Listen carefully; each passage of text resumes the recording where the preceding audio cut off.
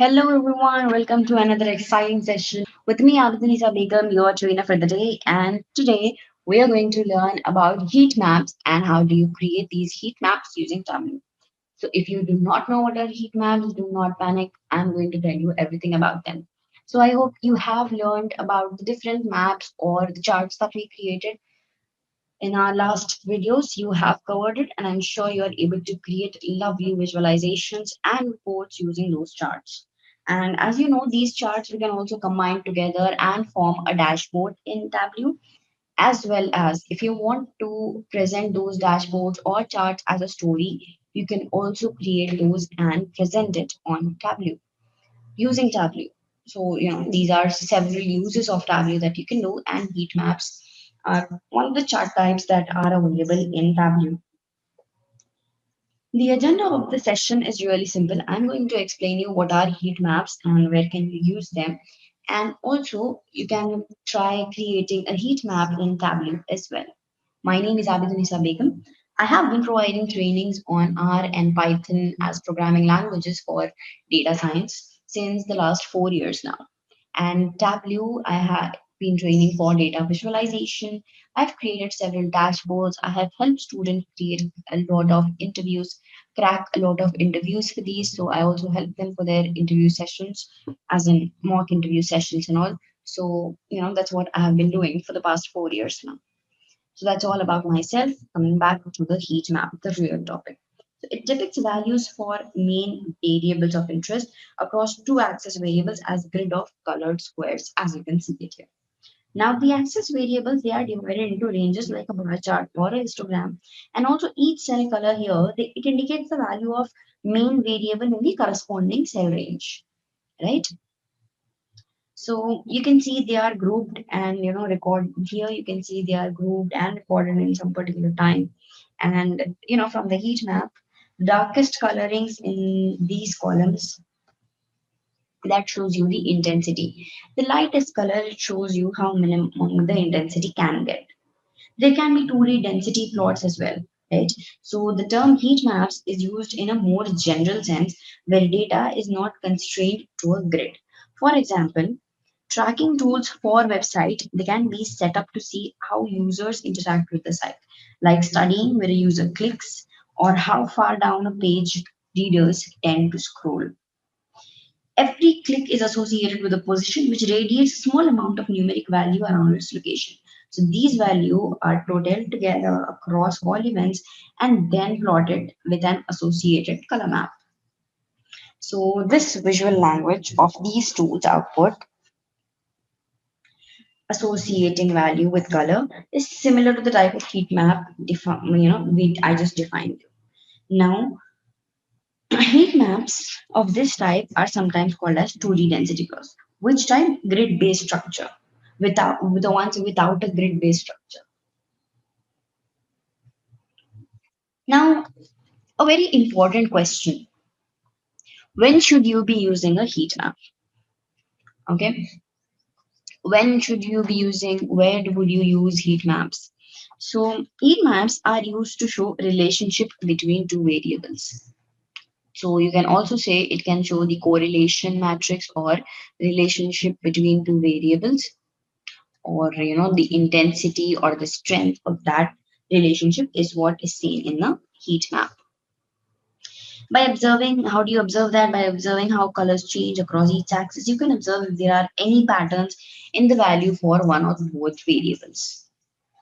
Now, the variables plotted on each axis, they can be of any type, whether they are categorical labels or numeric values. In the latter case, the numeric values must be bent like in a histogram in order to form the grid cells. Where here, so where colors associated with the main variable interest will be plotted, as you can see here. Cell colorings, they can correspond to all manner of matrix, and like a frequency count of points in each bin, or even summary statistics like mean, median, or third variable. One way of thinking of construction of a heat map is as a table or matrix, right? That is the best way with color encoding on these cells. So in certain applications, it is also possible for cells to be, cells, what do you say? Cells to be colored based on non-numeric values. And different visualization applications, they can have different ways of accepting data for plotting a heat map. That also depends. They should have good relationships with applications. Sorry, I meant visualization applications. They can have several ways of accepting data and plotting as a heat map. Now, in the major form, data can be supplied in the same way it would be naturally displayed here as a table. So the first column that will hold values for one axis of the map, while the names of the remaining columns will be correspond with the bins for remaining axis. Values in the columns will be encoded into the heat map itself. And the other common form of heat map data set is that in a three-column format. Each cell is in the heat map is associated with one row in the data table. The first two columns they specify the coordinates and the coordinates of the heat map cell, while the third column indicates the cell's value. So before you start creating your heat map, I have some best practices for you. So first one being choose an appropriate palette color. Palette color.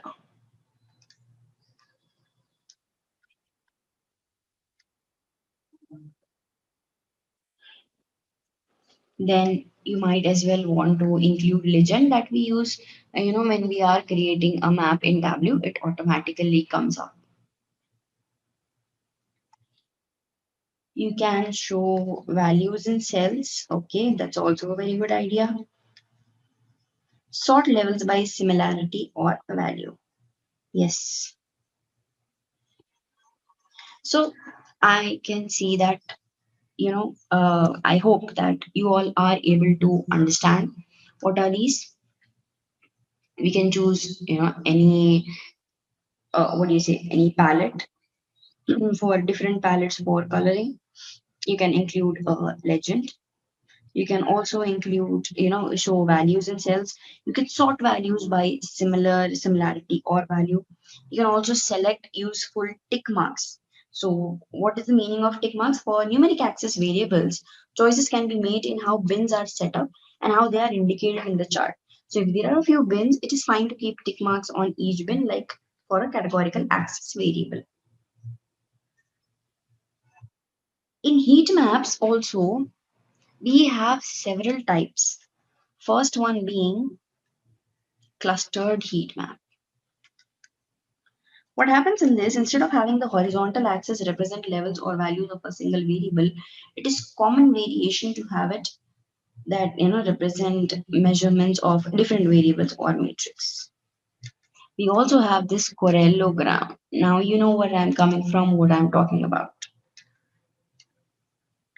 These are often seen in an exploratory role, helping analysts understand relationship between variables in service of building descriptive or predictive statistics model, right? So I hope this is clear. And if this is all not clear, do let me know in the comment section. I will explain you again over there. Now let's just try to go to Tableau and start working on it. So if you have not already downloaded Tableau, this is the time you can download and you can start working on it while learning. Do not think that after I complete the course, I can learn it. Just first download and start working on it. Only then you can understand the usage and how easy it is to use Tableau. So you can just download Tableau, you can open Tableau Public, you can click on the type of file you're selecting, and in that you'll have to select the name of the file that you'll be selecting. So here I'm just taking this Superstore US dataset. This is again an inbuilt dataset in Tableau. You can directly download it from the sample datasets. And here you can select the sheet from your worksheet where you want to work. And this is the worksheet where I'm going to work on Tableau. Now, what do? You will take the profit and you will put it in the rows and the columns.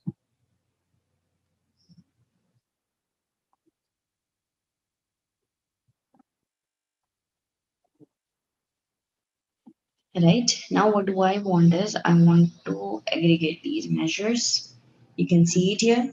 And then what I want to do is I want to change it to density. So now you can see how the density varies. Then here again, I can also, change its color. So that is also possible, right? So you can see it in a much better way now. So this is how it looks like. The darker the color, the higher the intensity. The lighter the color, the intensity is very less too. So this is how a heat map looks like when you are trying to create it using a scatter plot. You have already seen it when we are using a correlation matrix. Now you can also use geographical maps to show heat maps. What does geographical maps have to do with heat maps? So suppose I'll give you three examples here. So suppose yours is a business, it's an international national business.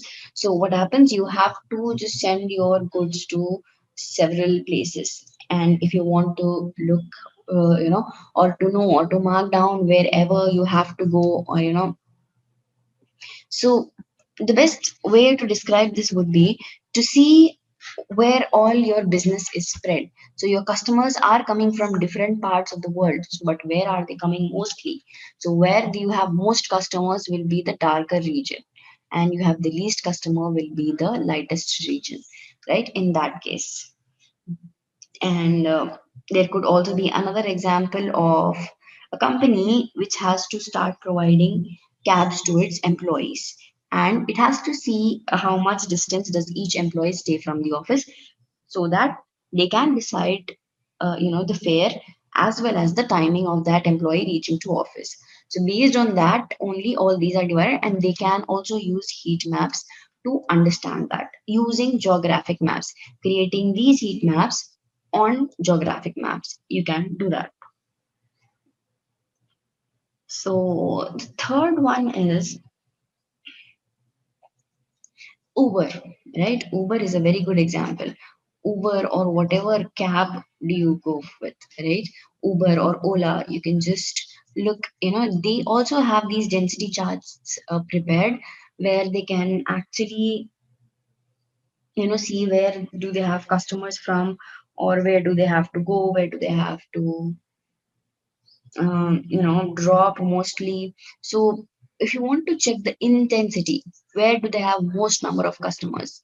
That will be in the darker region, and that's where Uber or Ola can also use. So now that I have given you some real world examples, real time examples, I hope you all are really able to understand what is a heat map, and you have seen also how to create one. So create some others using geographic maps and all, and if you have any doubts, feel free to come back to me and ask about it on the comment section. And if you think if I have missed anything throughout the session in heat maps, I could not explain that. So just mention it in the comment section so that I can just go through and pin your comment if that's something really I missed so that others can read and comprehend on it. Thank you very much, everyone, for being with me throughout this session. And I hope you like this session. I would really like to know, have an honest feedback from all of you of how this course has been going. And do you think this course can really help you? Have you been able to understand whatever is being taught in this course? So I would definitely like to read an honest feedback and improve based upon that. Thank you very much, everyone, for your time. Have a great day and happy learning.